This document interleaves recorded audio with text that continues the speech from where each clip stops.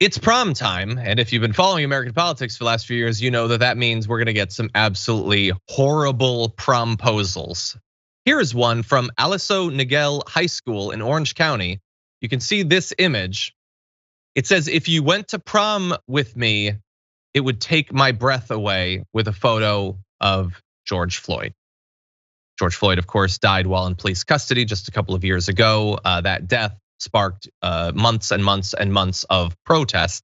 During it, you can hear Floyd saying, "Please, please, please, I can't breathe." His last words memorialized in this promposal. By the way, if some of you are thinking, wait a second, John, this is an old story. Why are you talking about this again? No, you might be thinking about this George Floyd themed promposal. That's a different one.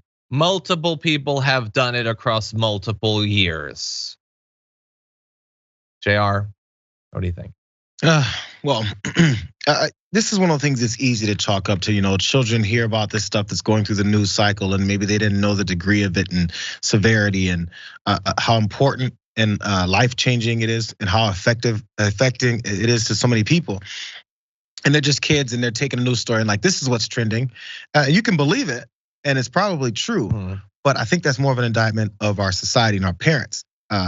That when these things do come up and the discussions are had amongst children, that they're focused on the importance of it.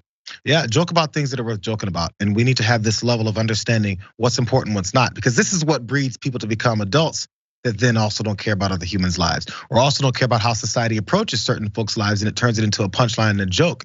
It's why you get these police officers that we've seen busted on many times through text messages and chatter on radio sometimes, talking about how much they hate certain folks because of who they are. Even firemen, we did that other story about how they talked about this little black girl who died and then they just joked about her name the whole time. It breeds a level of not caring about other folks because of who they were.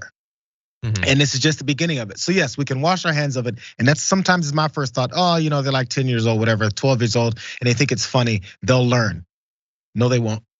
Not at all. Yeah. They'll learn that that's the right way to go and they'll turn into adults who are a-holes instead of little kids who are growing into a-holes.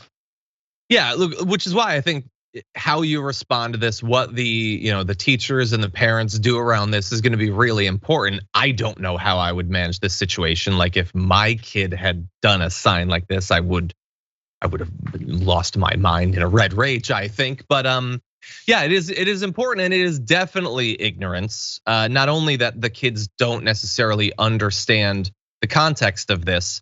The one thing I'm sure of is that the way that you fix them not being prepared to interpret this news that they see is probably not to make sure that their teachers are barred from ever talking about any social issues or race or class or anything like that. This ignorance is what the right is trying to produce. They want their kids to have no idea what any of this means. But ignorance can also come about from a lack of exposure to people living, different sorts of lives. This area where the first sign happened that I just showed you, 52% of the roughly 3,000 students are white, 1.6% are black. So very, very few black students there. And so complete ignorance apparently about that. It becomes a potential punchline. And when you don't know folks on social media. I'm sorry, John. No, continue. And when you don't know folks, or you've never seen them, and you have no exposure to people, or there's a lack of diversity, you come up with just a cartoonish image in your head of who they are, or what you see on TV, or what other people have told you that also probably never actually known folks from that group that you're talking about. It's just it breeds ignorance, and then it breeds this anger, and then also things that you don't consider real are things that you're easily able to dismiss or even kill. Let's keep it real. It's like, it's not really there. That's why, again, when black folks were first brought over here, they weren't considered humans. So therefore we can treat them not as humans.